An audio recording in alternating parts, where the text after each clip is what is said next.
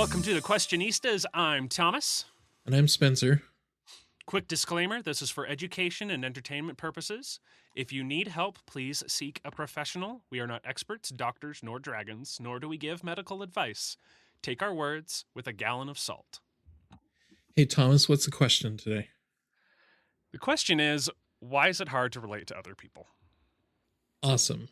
Fortunately, I'm a social butterfly and have no problems with this whatsoever. So you're a butterfly, you're not a human then. Oh, crap. You've discovered my secret.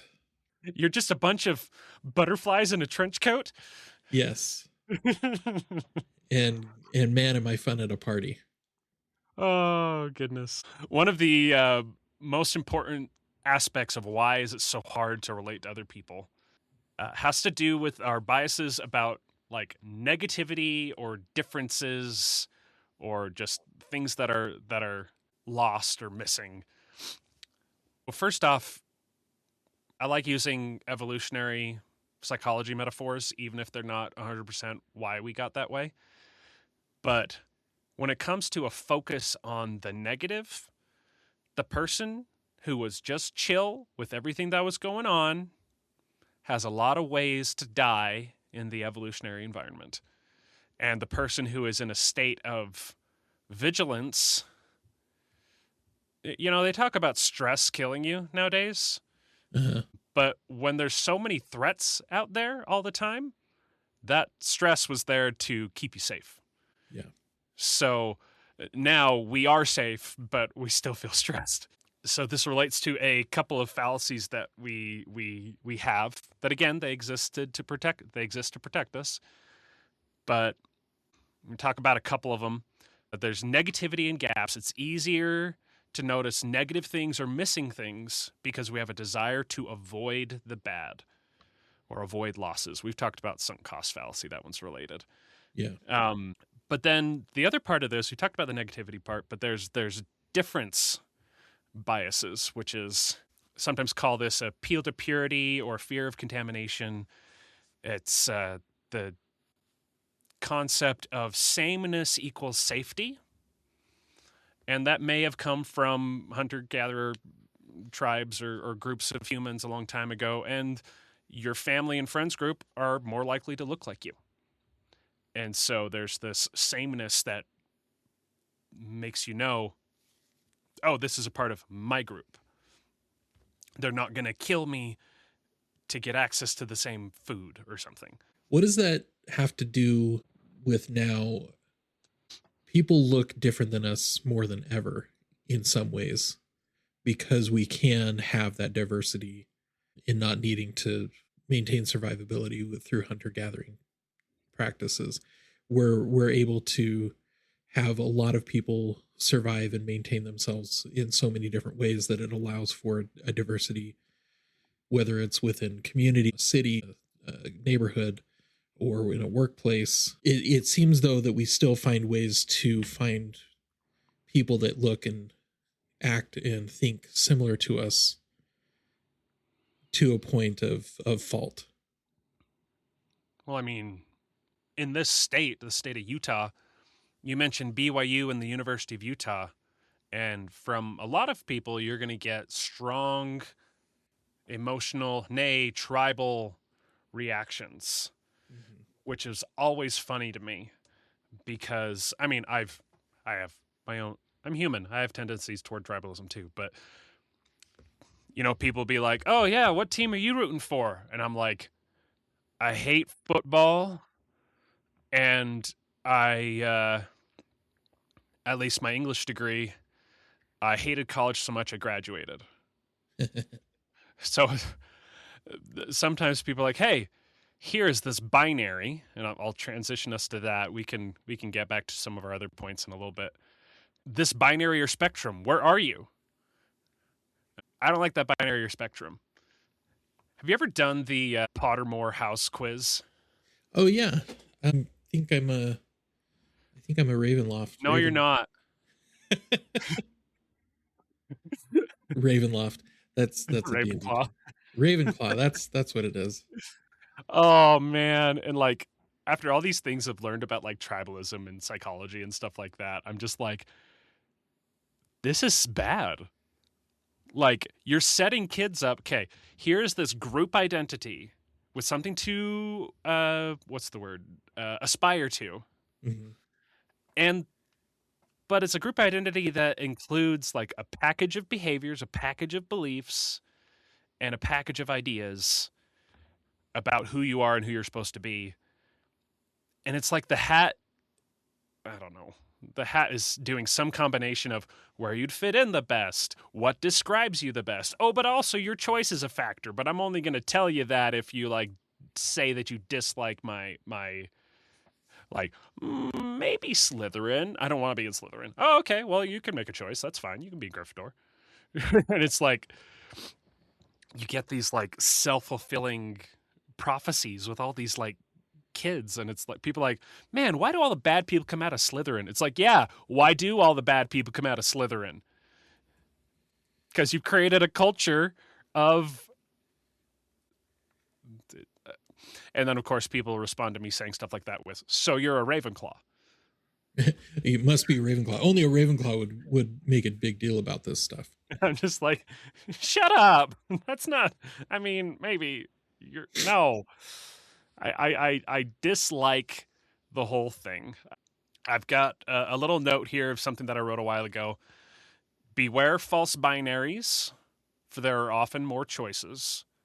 Okay. Beware false spectrums, for there are often more dimensions. So then back up for a second. Why do binaries exist? Why do spectrums exist in the first place? Do they? Well, exist beyond our heads? No, and I want to argue, well, you're just doing semantics. I can totally agree that they're social constructs. That doesn't mean they're useless, but doesn't mean they're useless. That's the point I'm trying to get to. Well, and it kind of goes back to George E.P. Buck's, all models are wrong, but some are useful. Okay. Which then how do we take advantage but not overuse a spectrum or a binary or a social construct that helps us understand other people? Because I think at the end of the day, you're always going to be able to respond to any spectrum, any construct, say, well, it's more complex than that. Well, no, duh. There's always a higher level of math than the math that you're discussing at the moment. So that's not necessarily valuable to the situation. But how do you I feel like I'm leading the question again. How do you know when to allow for more complex conversation or more complex construct than when it is kind of going back to some simple. of our kind of going back to some of the biases we've talked about before, the tendency to oversimplify. My thought would be, how do you know when to have a more complex conversation or to just rely on that shorthand? Mm-hmm. I don't know how you know when, but I do know that you should do it about 50 times more than you do. And then people respond with, but that's mentally exhausting. I'm like, yeah. Welcome to the universe. Do what 50 times more? Explain on that. Oh, yeah. What I want you to do 50 times more is when you're having a conversation and involves some sort of either black and white or a spectrum or categories, say that it's complicated. Say that these are not perfect way more often than you do. It will be uncomfortable for a while because you're starting to shake up that rigid model of reality that you have. So one, you can float like a butterfly and sting like a beamer. Wait, sorry, that's a mixture of cars and that one. And metaphors. I'll tell you one that I've ran into, and you mentioned the rivalry between the schools in Utah. I graduated from University of Utah, and I don't like mentioning that too much because they're like, well, your team's not doing too well this year. I'm like, my team is not, I could care less.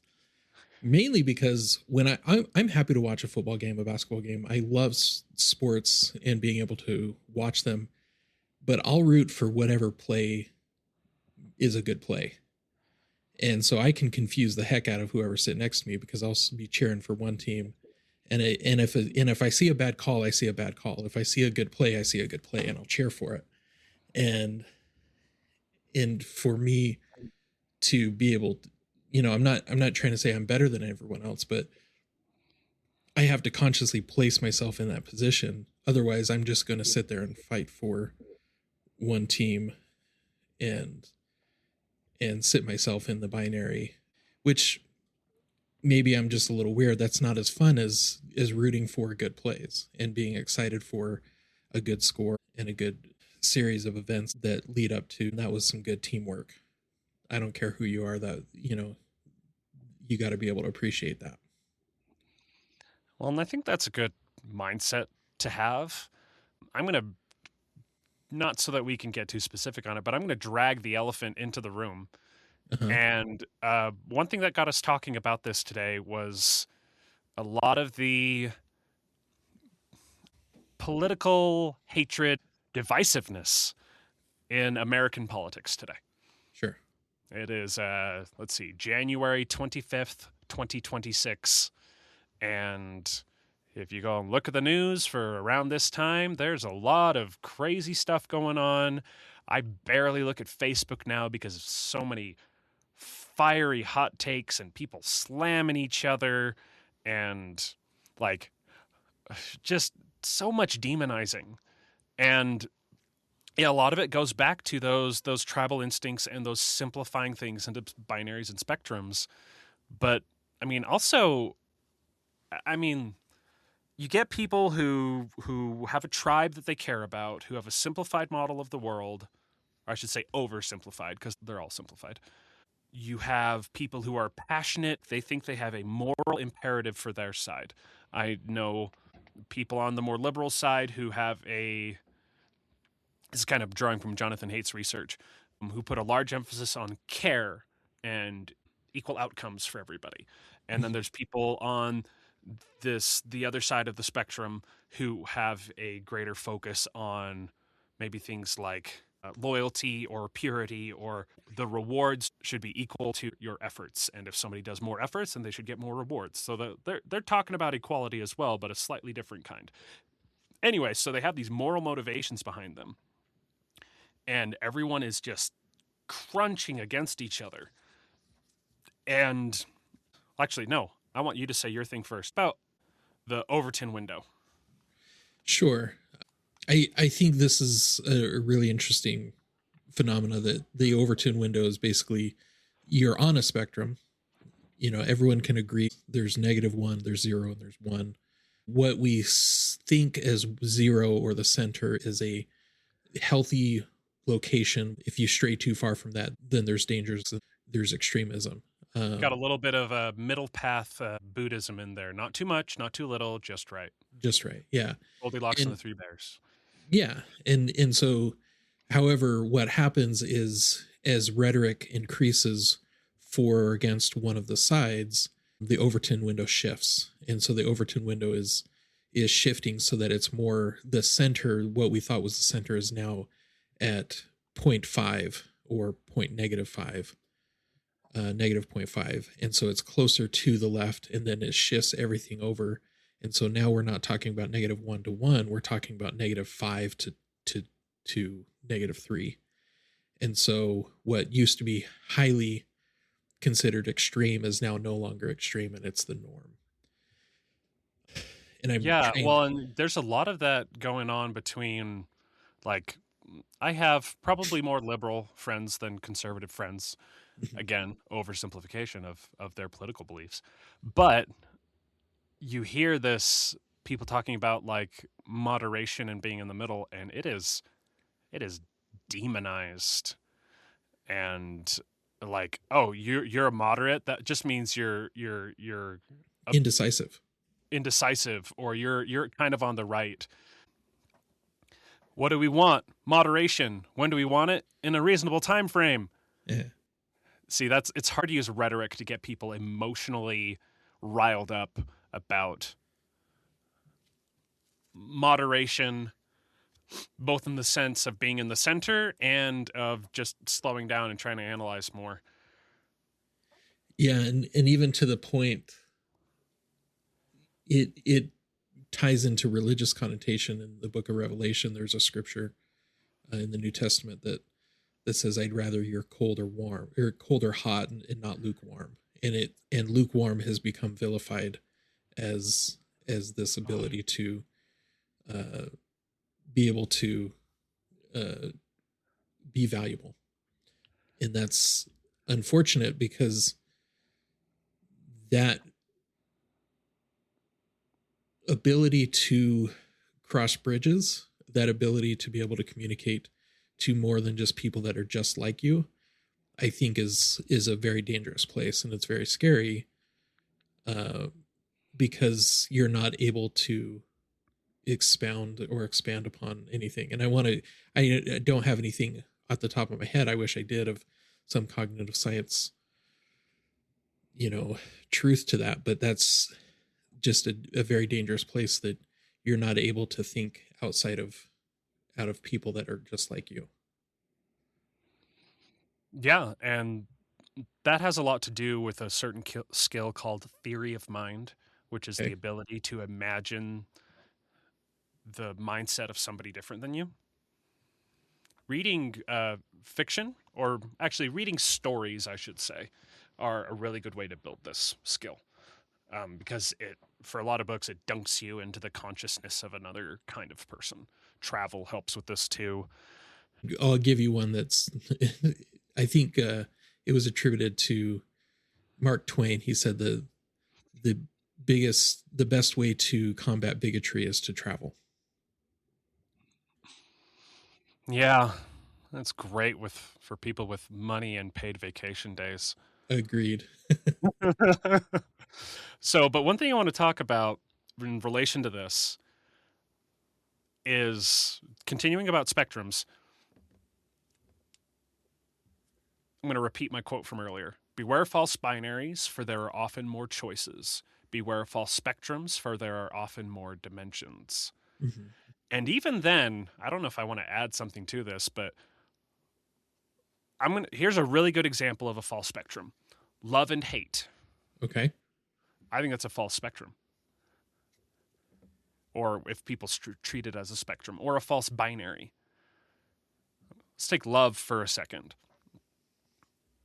If we focus on a specific kind, which is caring about the well being of other people versus caring about the well being of yourself. Some people lean so hard into caring about what other people need or think that they are nervous wrecks because they're worried about everyone else all the time. And then on the other end of the spectrum, you have people who care only about themselves and only about how they feel, and they just stomp over everyone else's feelings all the time. And so there's this, that's a different kind of spectrum. So sometimes when you're thinking, oh, am I more this or more that?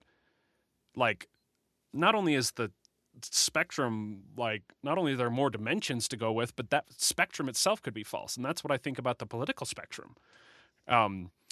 That we have this whole left and right thing. And if you narrow it down to like specific principles, like maybe economics or something, you can make it a bit truer of a spectrum. But when you talk about people on the left and people on the right and what they believe, it's a kind of a package of an arbitrarily selected package of beliefs.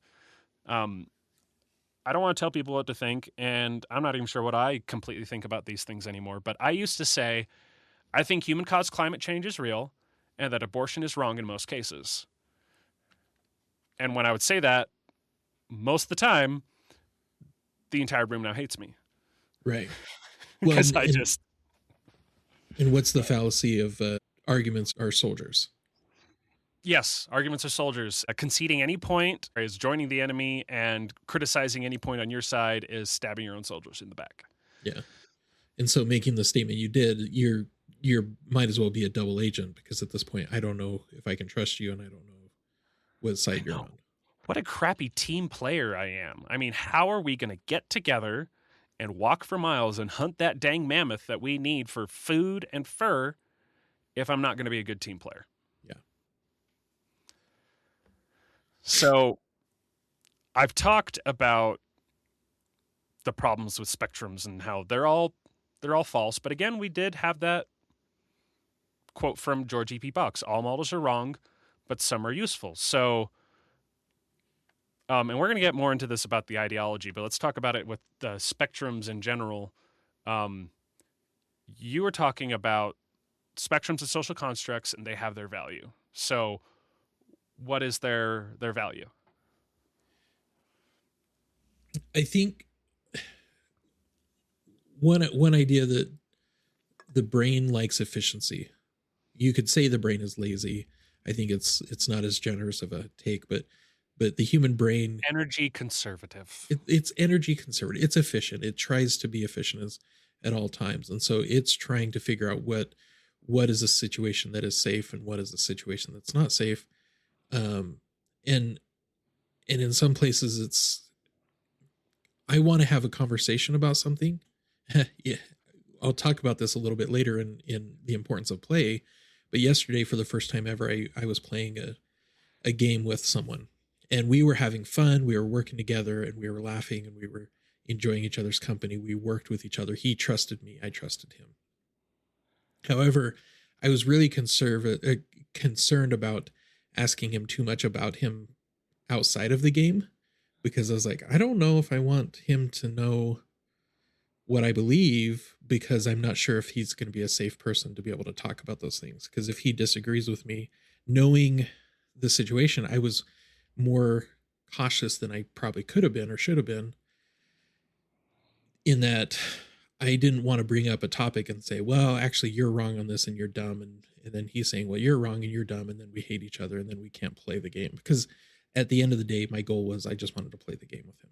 I wasn't too concerned about his other belief systems. Um, and And so, we had a writing conference that I go to, and there's a rule for let's stay away from political topics. And there's a lot of people that I became friends with that I didn't really learn their political leanings until I became friends with them on Facebook, and now I kind of regret that because I really like those people, but the strong feelings I get about their political statements threatens that friendship I developed in a non-political context. yeah, and I think that that's where it starts losing its value. Is at some point you do need to have a full relationship with certain people, but I think, and sometimes, I don't know, maybe you can only compartmentalize them and saying, hey, your value is in your writing, and I can bounce ideas off of you in this, but I'm not going to extend my relationship beyond that. And so I figured out where you're safe and I figured out where you're not safe.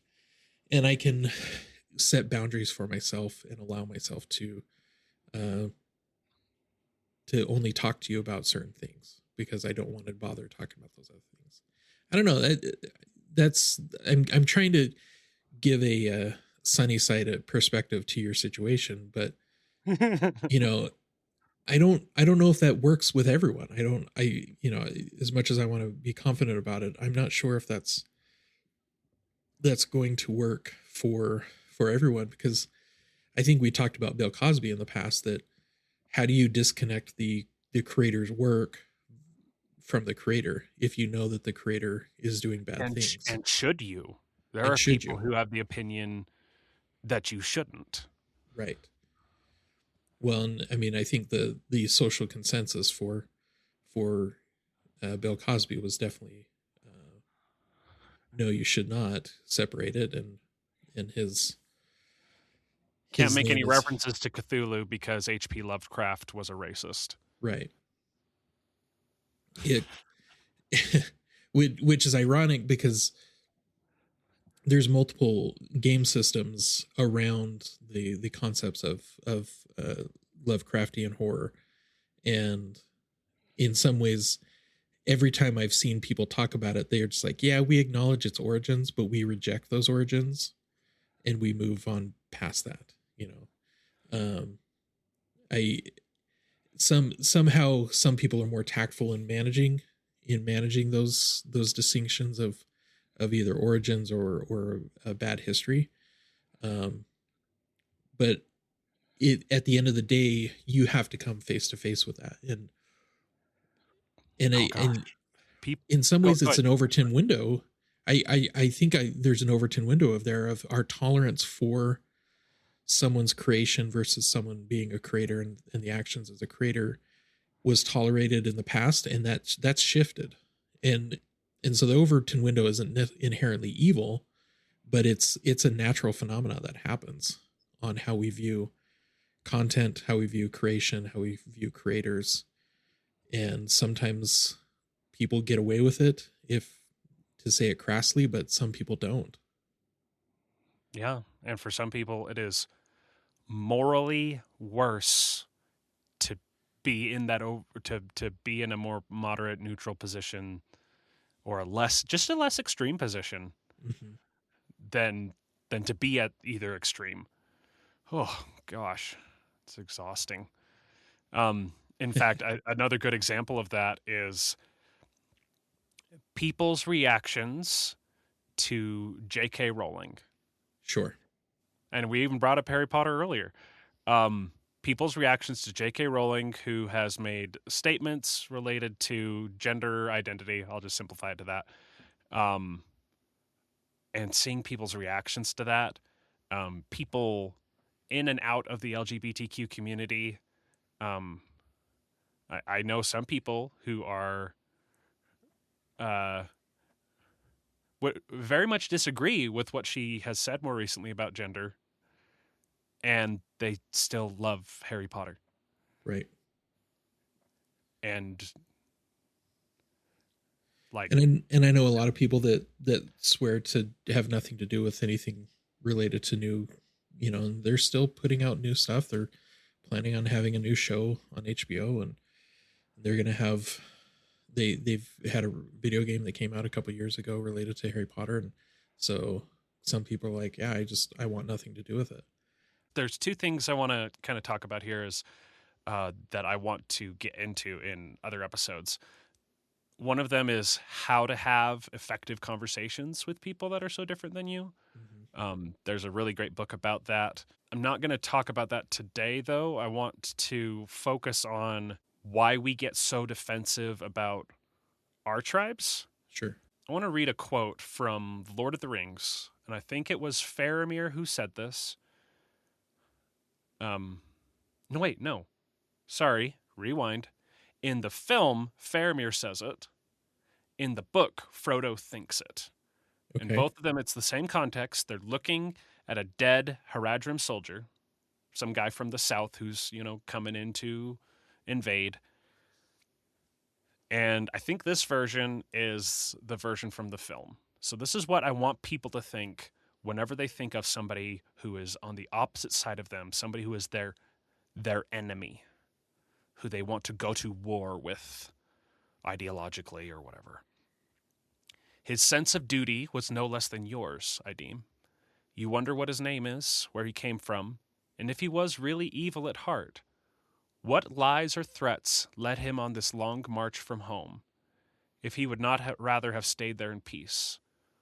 War will make corpses of us all.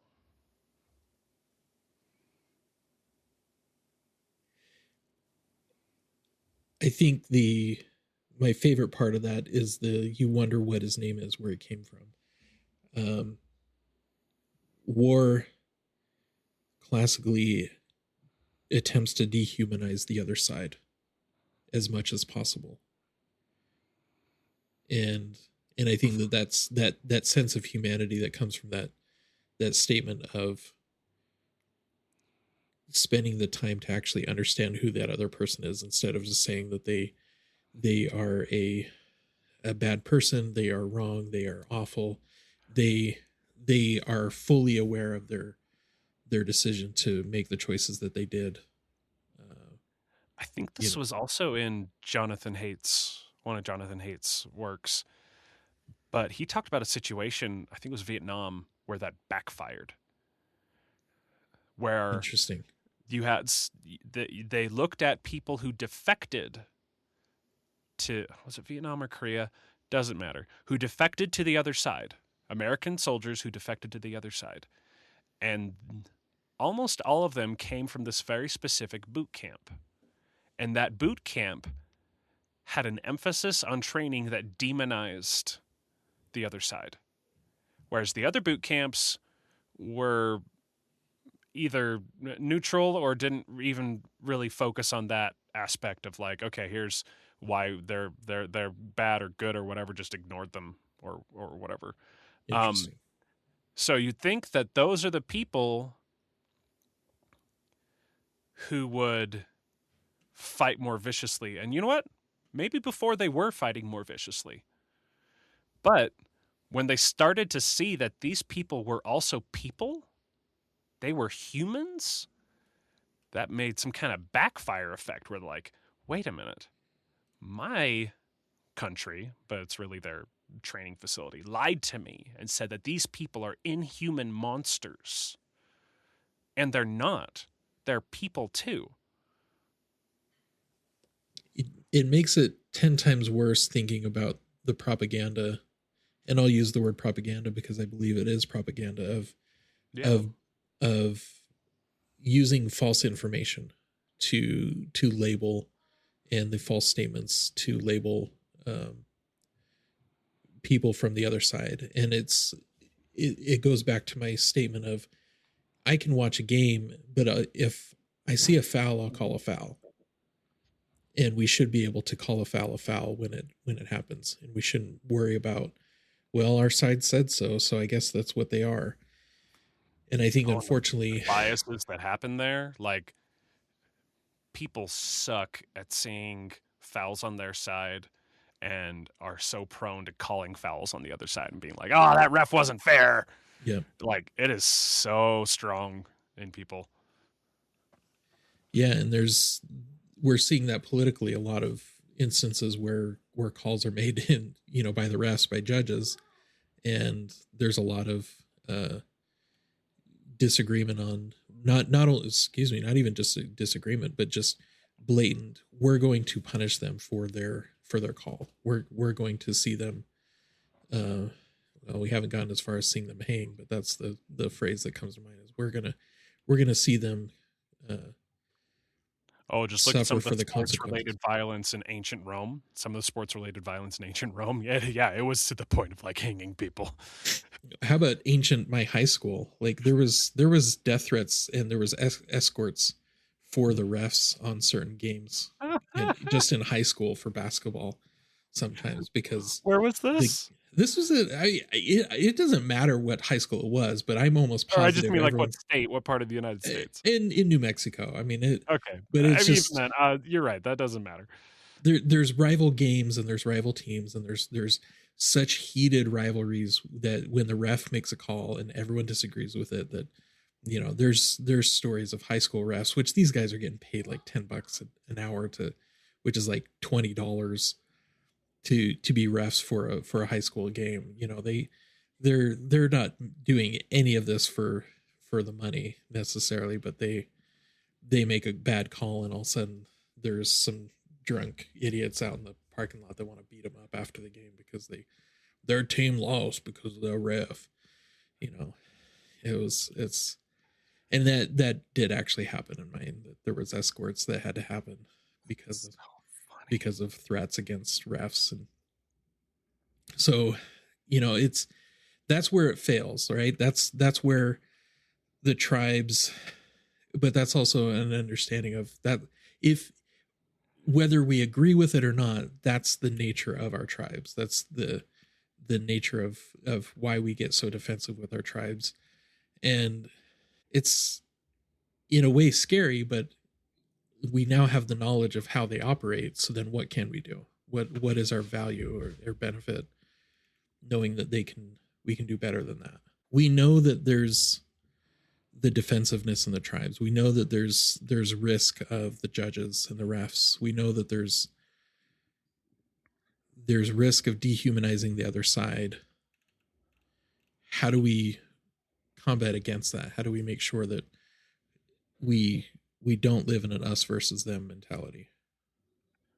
Well, I think one really important part of that is we're all humans. Okay. And when it comes to our identities that we're looking at, I think that's the most important thing. One thing that I've said before, I don't know if I've said it on this podcast or not, is that when you look at other people who are different than you and you list their differences, and maybe you come up with a huge list of like 50 things, if you started listing the similarities, and this has to include similarities that you don't want to include, like 10 toes. It's like, oh, yeah, that one's obvious. Like, no, it seems obvious. But if you list all the similarities, those differences are like 2%. Like 98% of what makes us human across all people, no matter your life experience or your identity or your gender or your religion. And I don't know if this made up percentage is accurate, but 98% of that list is the same. It's just so easy to see the differences. We have biases that kind of push us that way. But we are all so much the same.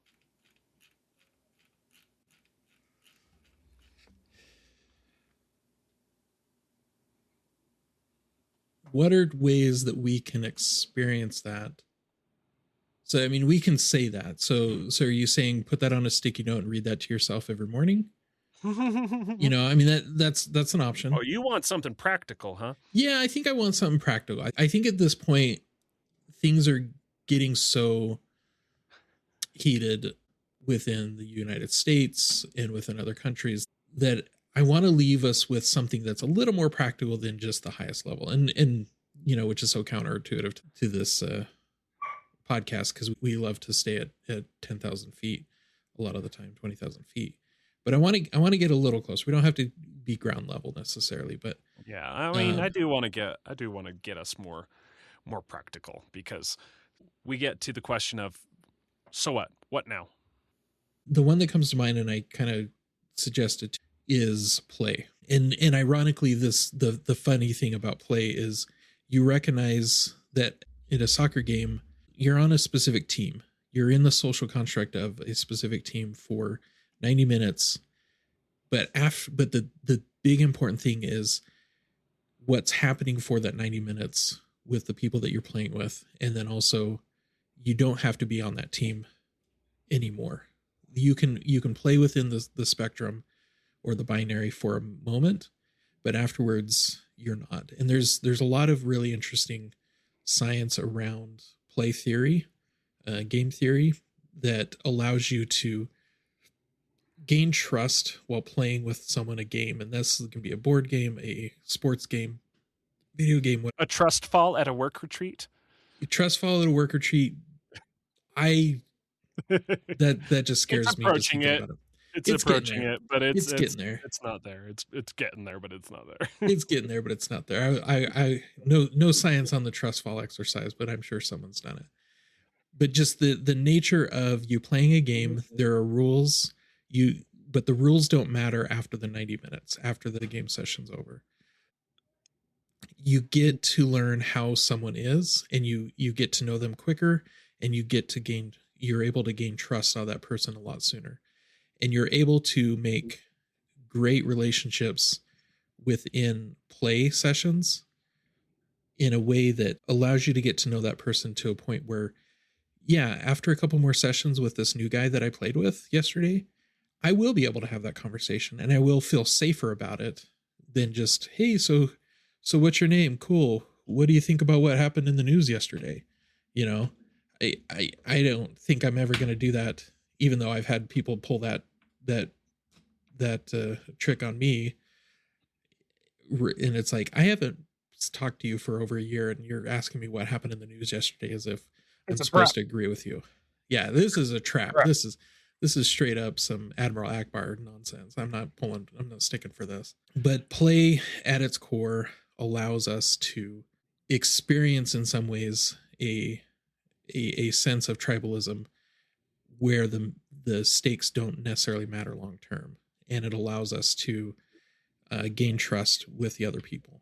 So that's my thing that we could do at its. So, yeah, I kind of did that the other day.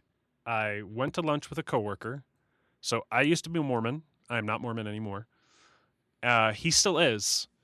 And we were able to have a really interesting discussion. I didn't like pull out all of my stuff, all my research or whatever, but we were able to have a really good, interesting discussion that related to Mormonism. And I was able to play in that space of that worldview Mhm.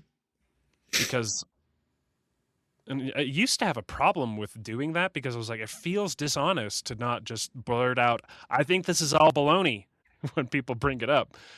But got to look at your goals. What would that do?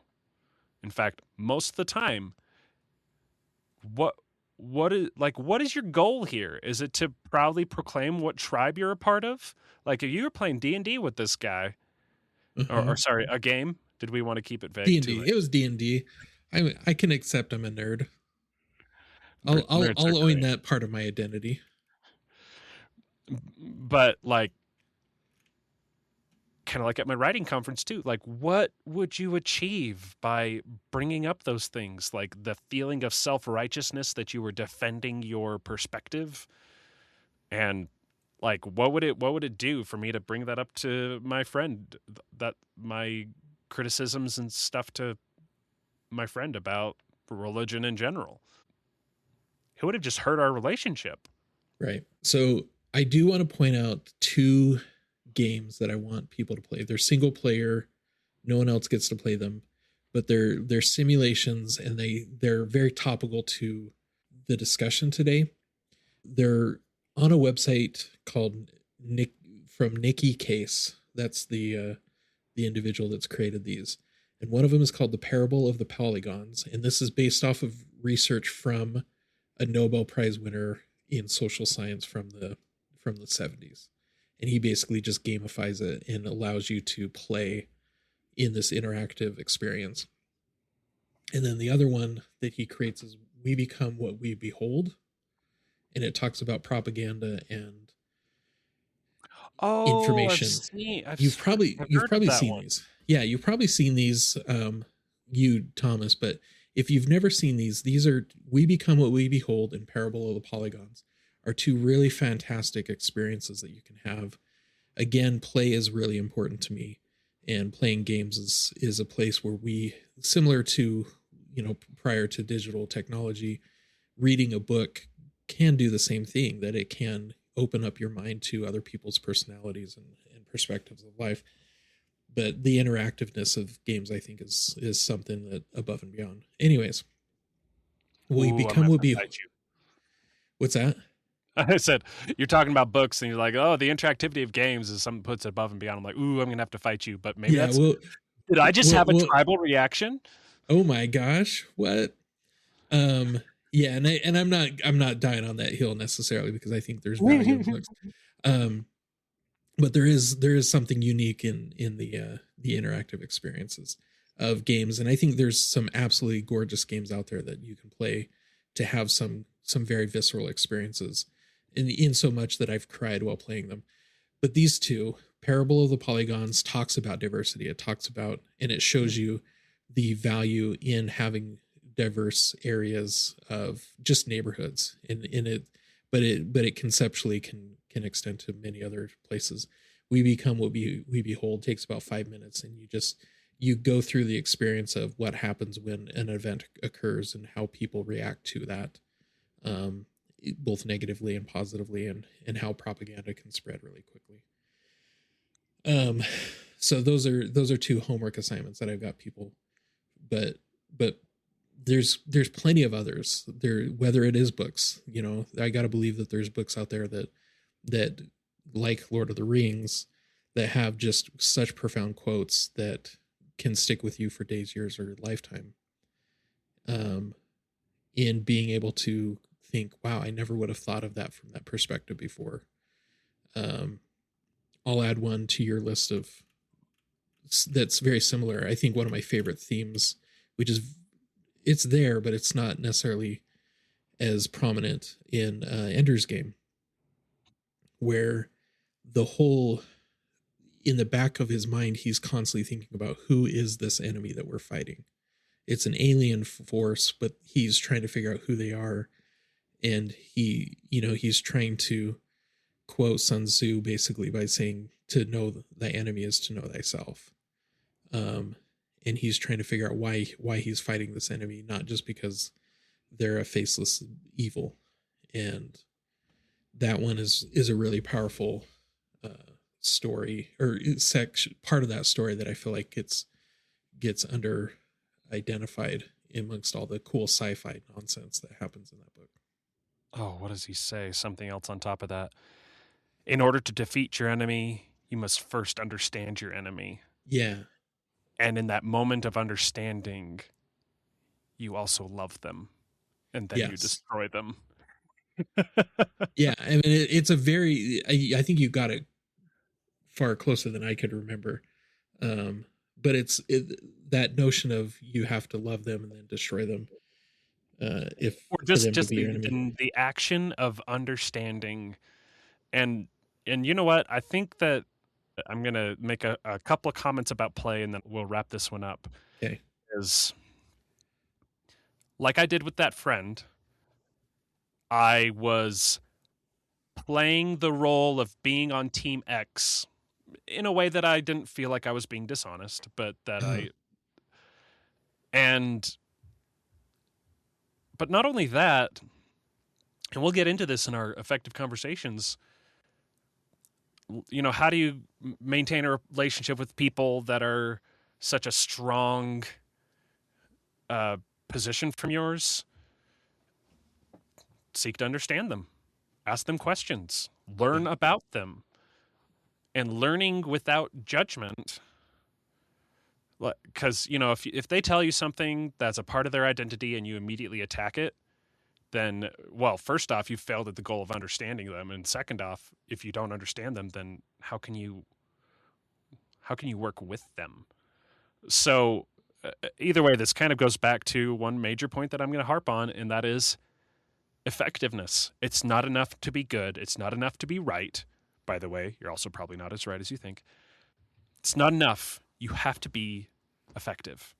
And if every time you talk to somebody with a different opinion than you, it turns into a fight, then I don't give a rat's patootie if you're on the right side, quote unquote. You're doing your side a disservice because you're failing at working with the other humans that you have to work with in order to improve or change the world that you're in. Well, gosh dang it, I don't think there's anything more to be said about that, unless you got any other ideas about play. When talking to people so different from you, playing a role or exploring the space of ideas and relationships, it's so much more effective than trying to push some agenda. Or just like, before you try to do things, try to understand them. Try to understand the people different from you. Yeah. Try to find the places that you are the same, because the vast majority of who you are is the same as everyone else. Ooh, I'm telling people what to believe. Am I right? Am I wrong? If I'm wrong, tell me and how. I think that's a good stopping point. Spence, you got a question we can leave them with? I think the big question is, what else can you do? I mean, we've talked about some options with play, but what other ways do you extend humanity to other people in places and ways that aren't seen normally? All right. I like that. Thanks, everybody. Have a wonderful day and keep asking questions.